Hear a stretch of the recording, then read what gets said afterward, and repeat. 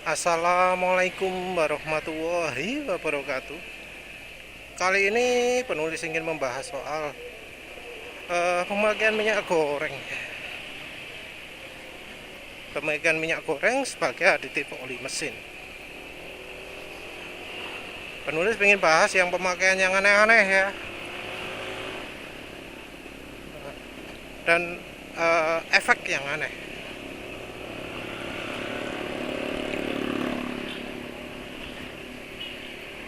Jadi pemakaian minyak goreng 100% minyak goreng itu sebenarnya sudah cukup lama. Sebelum penulis membuat artikel membahas hal ini di 2016, itu di Indonesia sudah ada yang pakai full minyak goreng untuk oli mesin mobilnya. Penulis maaf lupa itu baca di mana, tapi itu dilakukan di mobil Suzuki Jimny 100% minyak goreng. Terus ada juga yang pakai 100% sebagai oli motor bebek. Ada Jupiter, ada Supra.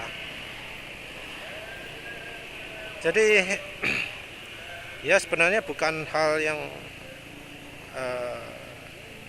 langka ya. Beberapa juga malah mereferensi di Carigold, di forum Carigold.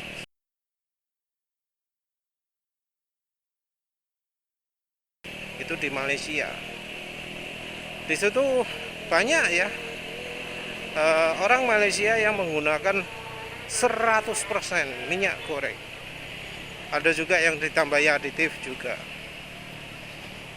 Ya sekedar tahu ya, ditambahi aditif itu belum tentu minyak gorengnya jadi makin bagus, karena ya ada yang neliti malah cepat rusak minyak gorengnya dipakai sebagai oli mesin ya.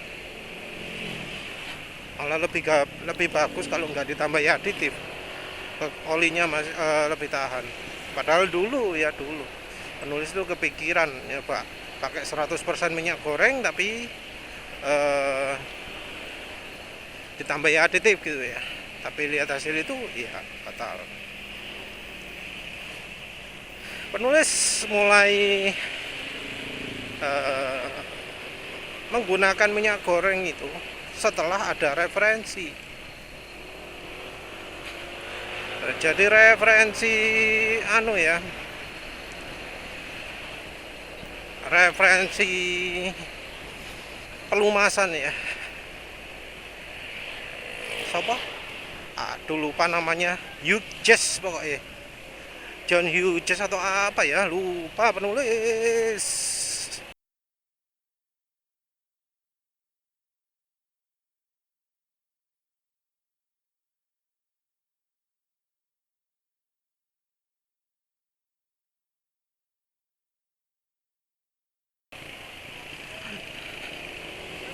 Yang jelas itu dari Universitas London, dia itu bagian kepala penelitian pelumasan. Banyak bahasan soal pelumasan ya, bahas di sana, mulai dari aditif modern, paling modern yang sekarang ini belum nyampe ke industri ya. Jadi artinya belum ada merek oli yang menggunakan aditif-aditif tersebut. Nah, itu udah dibahas duluan. Seperti misalnya aditif nano ya, itu katanya future aditif. Nah, ternyata di antara future aditif ini ada yang namanya polymer friction modifier, modern friction modifier.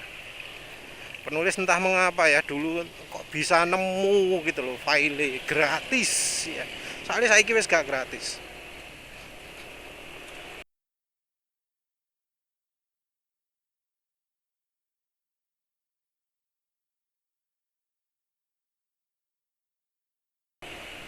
Jadi bahasanya itu soal eh, aditif modern apa yang cocok untuk oli mesin mengikuti perkembangan zaman sekarang ini. dan di situ dibahas soal stearik acid dan oleic acid.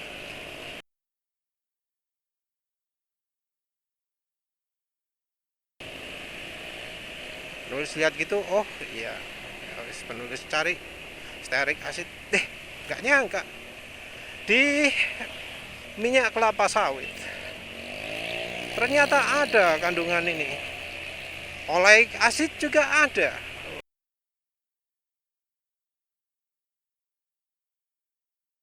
Jadi penulis bener-bener tertarik dah coba minyak goreng sebagai aditif oli mesin, karena katanya ini friction modifier modern ya.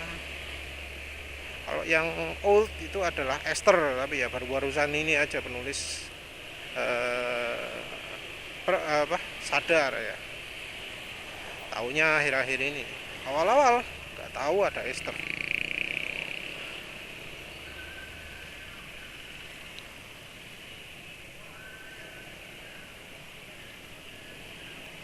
Nah, langsung dah coba. Wah, wis puas banget nyoba itu. Yang jelas sekali itu adalah suara mesin jadi halus. Itu wis jelas banget. Jelas banget ya. Mesin terasa licin.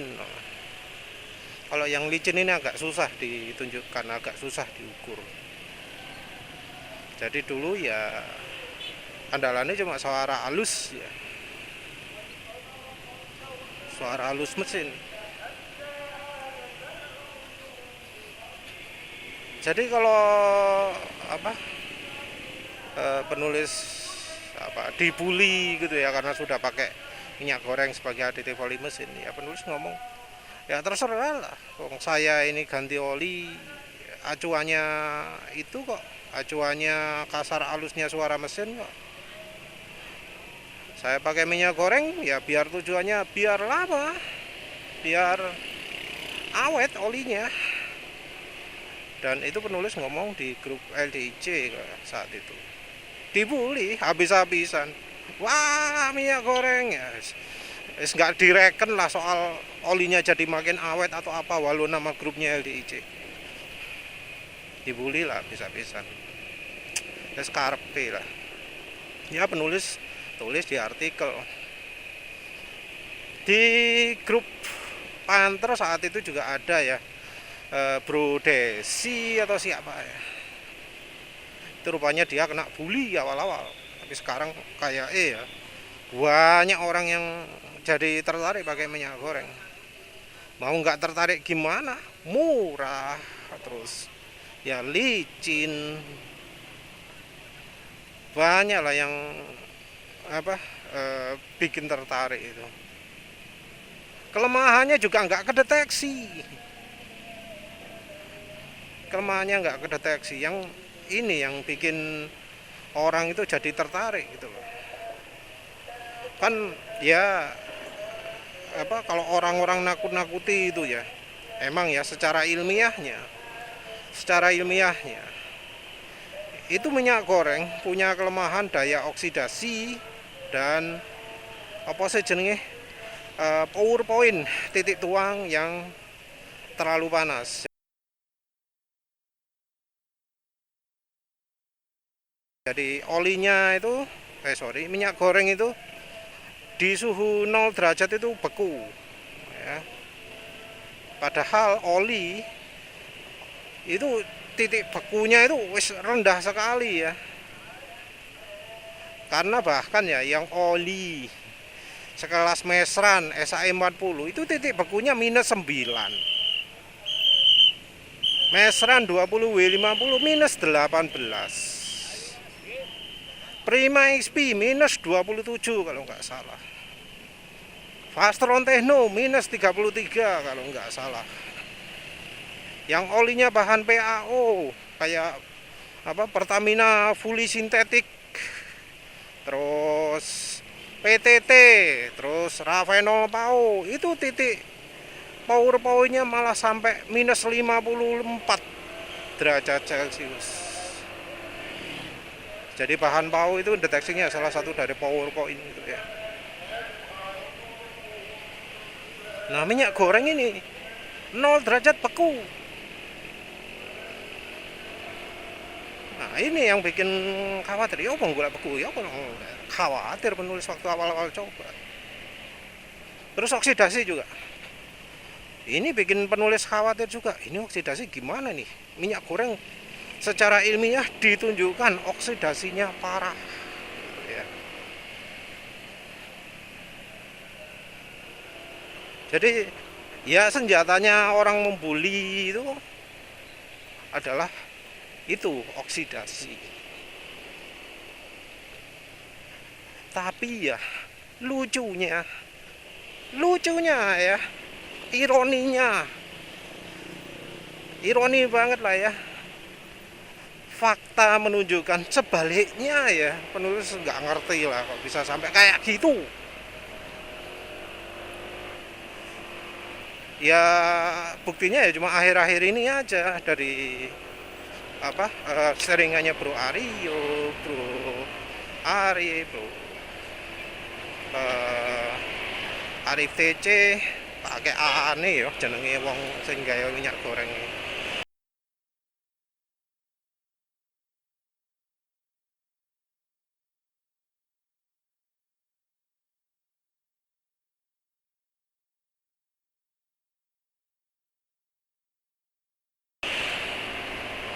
Jadi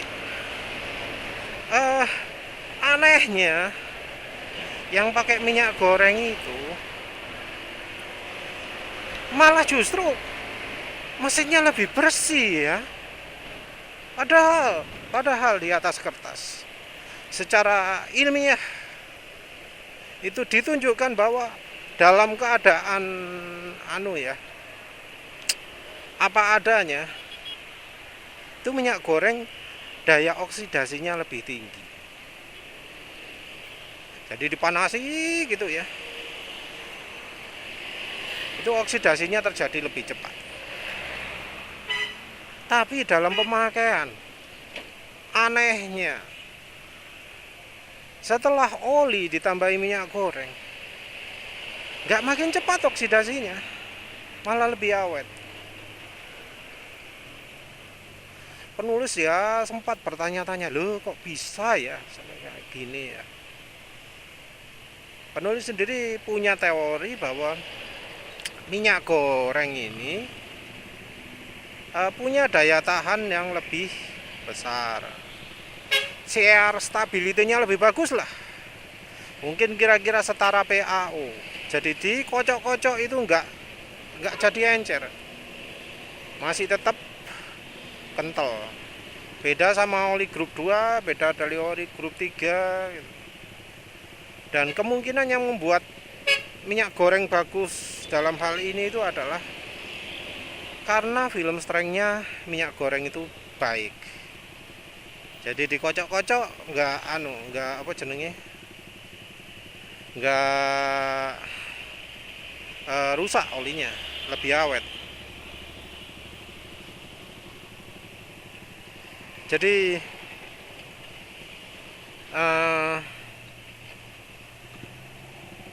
apa ya, aneh lah ya, karena di atas kertas minyak goreng itu disebut lebih mudah teroksidasi dari uji lab juga. Tapi ketika pemakaian sebenarnya yang pakai minyak goreng itu puas karena mesinnya bersih. Dan kemudian penulis pun ya belajar bahwa oh ternyata daya pelarutan itu penting ya. Ternyata oli itu daya pelarutannya beda-beda, dan daya pelarutan ini efeknya ke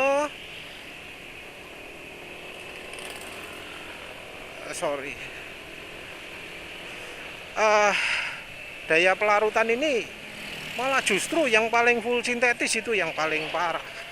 Penulis dulu nggak perhatikan, baru sekarang ini perhatikan. Dulu itu penulis tahu bahwa ya tahunya dari LDIC juga bahwa oli PAO itu punya kelemahan. Aditifnya katanya harus khusus, dan untuk bisa tercampur dengan aditif itu perlu ditambahi juga untuk meningkatkan daya pelarutannya. Nah, cuma sekarang aja akhir-akhir ini baru sadar bahwa daya pelarutan PAW itu parah, nggak cuma untuk aditifnya juga, tapi juga yang lain-lain. Terus penulis pun jadi lebih fokus ke daya solvensinya. Dulu cuma perhatikan lubricity itu daya pelicin ya. Nah, daya pelicin itu apa?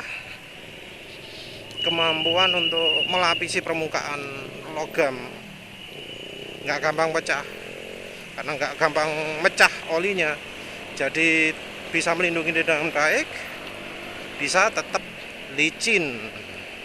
Kalau sudah gesekan itu hambatannya gede. Walau ada aditif pun tetap hambatan lebih besar.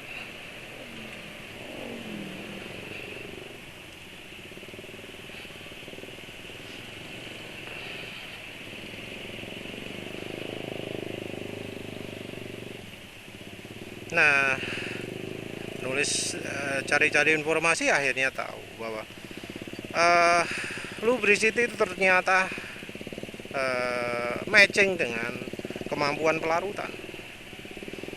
Seringnya begitu, karena keduanya ini bergantung pada sifat polarnya. Jadi polar itu sifat gampang nempel ke logam lah. Jadi sifat gampang nempel ke logam ini berpengaruh pada daya pelarutan dan film strength atau lubricity-nya. Nah, ini ada urutannya. Dari urutan itu yang paling lengket, yang paling licin atau paling baik pelarutannya itu adalah ester. Setelah itu yang setara itu ya minyak goreng itu, palm oil itu. Terus minyak nabati sih ngomongnya, minyak nabati, tapi ya palm oil juga bisa. Terus habis itu aromatik dan naphtenic. Aromatik dan naphtenic adalah bagian dari bahan oli grup 1. Jadi grup 1, grup 2, grup 3 itu adalah semuanya mineral. Tapi dari oli mineralnya sendiri dibagi-bagi, ada grup 1, grup 2, grup 3. Grup 1 banyak aromatiknya. Grup 2 dikurangi tapi masih banyak naphteniknya. Terus grup 3 itu naphtenik pun dikurangi. Kok jadi bahas itu. Yang jelas daya larutnya minyak goreng itu besar, dan inilah yang sepertinya membuat mesin mobil atau motor yang pakai minyak goreng itu jadi lebih bersih karena pelarutan minyak goreng lebih baik. Nah, kalau dikombinasikan dengan mesran, wah jadi mantap banget. Dan sekarang banyak juga yang menggunakan minyak goreng itu karena membersihkan mesin, karena mesin jadi bersih. Apalagi ditambah dengan pemakaian mesran super. Mesran SAE 40 yang aditifnya termasuk minim karena oli ini termasuk oli generasi lama. Sebagai hasilnya adalah performa motor nambah. Cukup banyak yang ngomong ke penulis ya, sejak penulis buat vlog ini. Iya mas, saya pakai mesran dan minyak goreng. Iya bener, jadi makin kencang motornya. Istri sampai tanya, ini motor kok jadi kencang banget, di gas dikit ngacir gitu ya.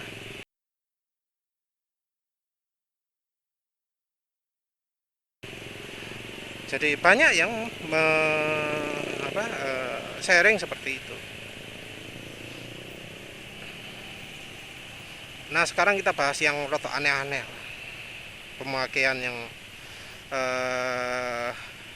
nggak bisa dijelaskan mungkin ya. sulit dijelaskan.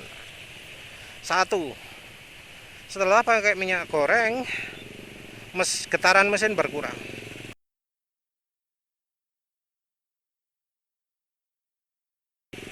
Nah, ini penulis agak bingung juga, apa segitu licinnya kah minyak goreng? Atau mungkin lebih tepatnya ngomong, sebegitu jelekkah oli mesin sekarang ini sehingga begitu ditambah minyak goreng jadi getaran mesin jauh berkurang? Segitu jelek kah? Tapi ya penulis sekarang lagi ngerasain lagi nih. Penulis kan sekarang pakai adnok tanpa minyak goreng ya, namanya juga apa?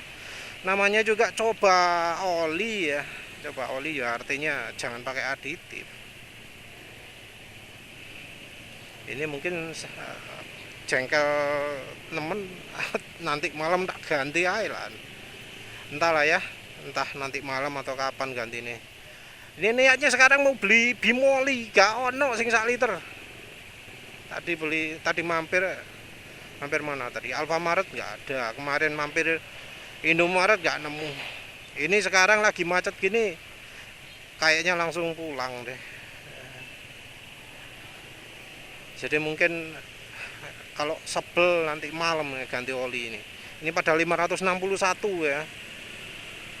Oli adnok katanya oli bagus. Enggak bagus. Karena ketahanan bahan olinya yang kurang baik. Aditif olinya top chair tak akui dah. Tapi bahan olinya enggak. Karena bahan olinya enggak, makanya ya setelah mendekati 500 km aditifnya yang khas molinya itu, khas RPM tingginya itu hilang dah, habis dah. Nah, balik lagi.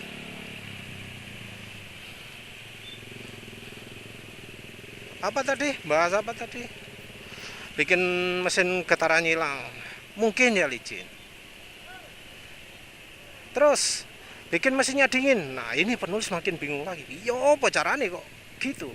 Ada beberapa bro ya yang sharing. Kalau misalnya penulis nggak kutip ya maaf ya.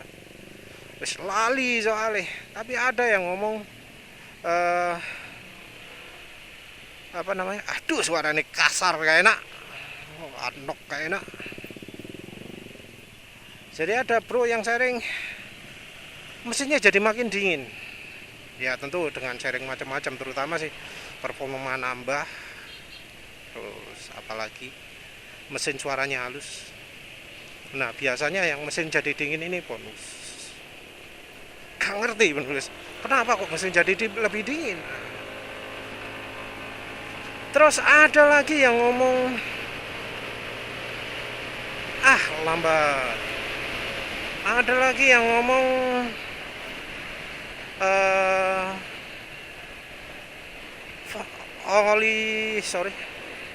olinya jadi lebih awet. Jadi kalau yang ini penulis yang ingat betul itu contohnya di motor Satria. Dia mengeluh motor Satrianya vampir oli. Ya penulis nggak ngerti gitu, tapi terus akhirnya penulis ngomong barangkali kalau pengen lebih licin coba aja minyak goreng lah ya, biar lebih licin nambah top speed atau apa. Soalnya kalau nggak salah si bro itu mengeluh top speed juga. Satria cuma bisa 105 atau gimana ya, lupa menulis. Satria NMAX segitu masih rotok masuk akal. Kalau Satria cuma segitu ada masalah pasti.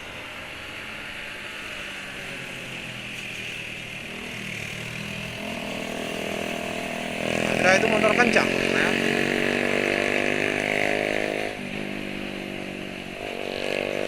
ya wes, akhirnya ada nyoba dan ternyata hampir olinya sembuh. Jadi katanya oli itu sering berkurang banyak. Nah setelah pakai minyak goreng jadi mendingan. Nah ini benar agak pusing juga. Dari mana ini asalnya kok vampir oli jadi makin baik ini? Penulis ya mencoba menjelaskannya melalui sifat kemampuan apa jenis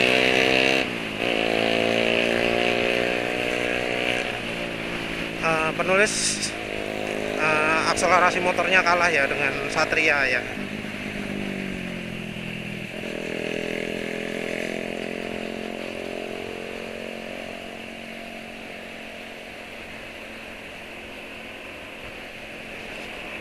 Ya, yang jelas penulis tahu bahwa minyak goreng itu titik plus poinnya itu jauh lebih tinggi. Jadi kan kalau lihat produk datasheet, kita tuh bisa lihat data flash point. Flash point itu titik bakar ya, titik dimana oli itu akan mulai terbakar. Nah, flash pointnya minyak goreng lebih tinggi.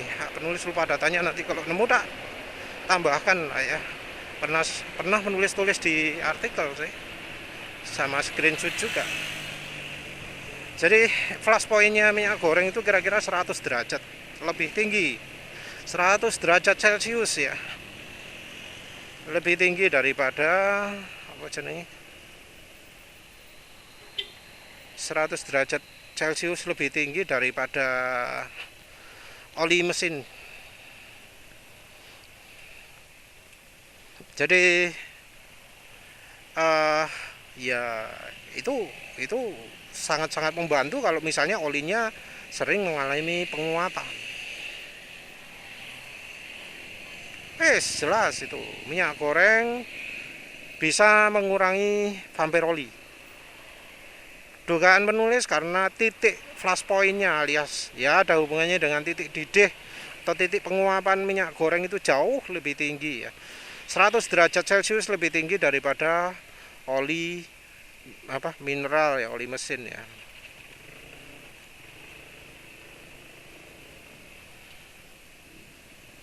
Ya dugaan penulis kayak gitulah. Terus apalagi ya yang barusan ini agak aneh juga, disebut dia pakai oli barusan Federal itu katanya slip kopling terus. Padahal namanya oli motor lagi. Oli Jaso MA itu fungsinya adalah mencegah slip kopling. Unik ya, tambahi minyak gorengnya 20%. Jadi sama sekali nggak slip kopling. Ini barusan di YouTube kalau nggak salah. Enggak, di Facebook.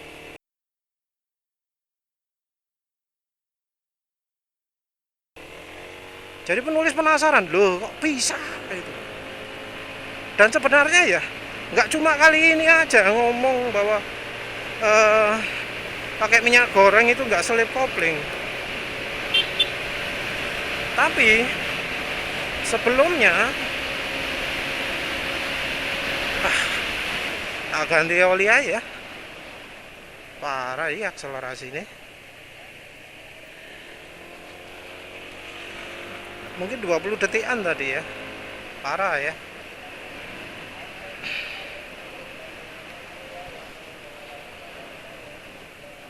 Ya takut ini. Takut oli ini wis kacau ya. Ganti oli aja lah nanti. Jadi maaf sampai mana tadi. Jadi nggak sekali ini aja penulis dengar slip kopling hilang. Tapi sebelumnya itu biasanya karena olinya ganti juga. Jadi ada yang olinya asalnya Delta Loop, ada yang asalnya Shell, ada yang asalnya lupa. Nah itu ganti mesran SAE40 atau B40. Beda ya, mesran SAE40 itu yang nggak ada B-nya. Mesran B40 itu adalah mesran SAE40 yang ada B-nya. Nah itu rata-rata pada ngomong nggak ada slip kopling. Ini penulis nggak paham. Asli nggak paham, kok bisa ditambahi minyak goreng nggak slip kopling. Di sini hujan, alhamdulillah. Habis hujan ini. Nah, kayak gini lah ya, contoh hujan lokal ini lah yang membuat penulis sering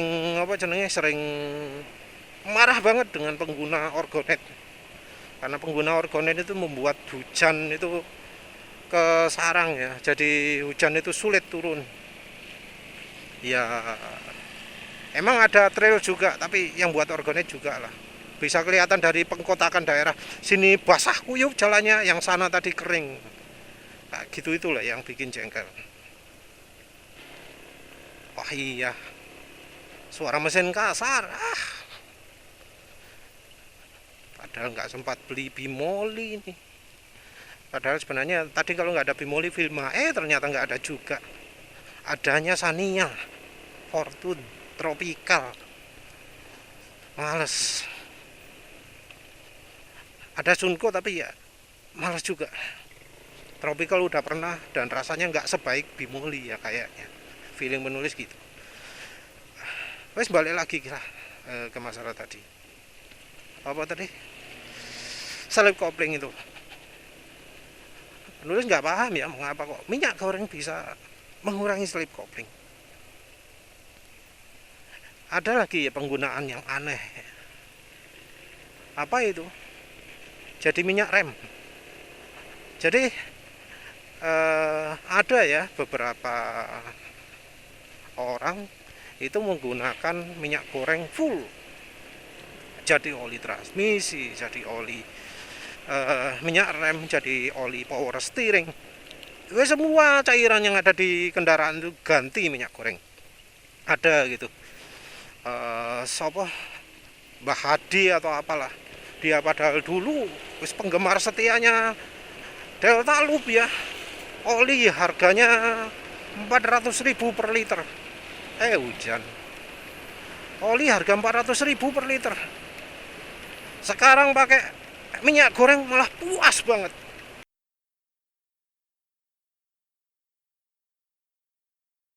Puas banget. Sampai saat stempet. Jadi karena tahu dia itu pakai full untuk semua, wis sekalian. Agak sekalian mas. Ini coba stearic acid itu punya sifat licin dan ada referensinya yang pakai di gemuk. Nah, coba deh sekalian gemuk itu dicampuri sama margarin. Beneran lah di anu ya, beneran diterapkan 50-50 ya. Margarin 50% sama margarin Blue Band mungkin ya. Margarin 50% sama gemuk dicampur dioplos. Terus dipakai ke tie rod ya. Ke apa jenenge? Pokoknya bagian setir mobil itu loh. Bagian yang seleng-seleng, bagian apa sih? Sembulah tie rod kalau nggak salah. Dan hasilnya apa? Wis seneng banget tuh ya. Sekarang mas suaranya kalau belok-belok nggak bunyi kriet-kriet lagi ya.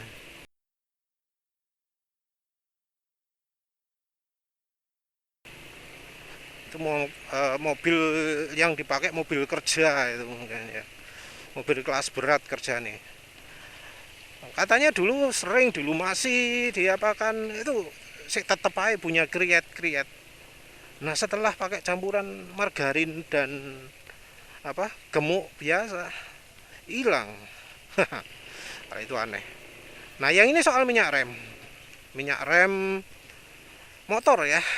Ada ya, penulis juga pernah coba, soalnya dulu ada yang sharing ya, pakai minyak goreng di minyak rem, minyak goreng dipakai minyak rem. Penulis pakainya nggak 100%, tapi si bro ini pakainya 100%. Jadi katanya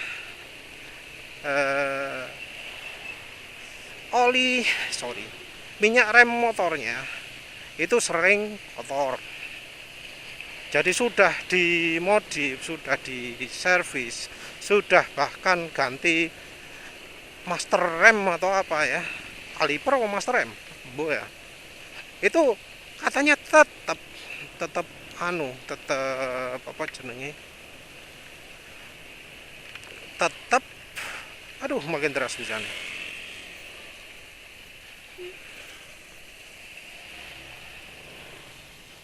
Tetap kotor. Jadi udah diservis sampai ganti-ganti komponen tetap kotor. nangkel toh, akhirnya ganti minyak remnya pakai minyak goreng. Yang pertama adalah jadi enteng, enteng, enteng banget. Untuk ngerem itu jadi nggak butuh banyak, nekennya dikit aja bisa ngerem.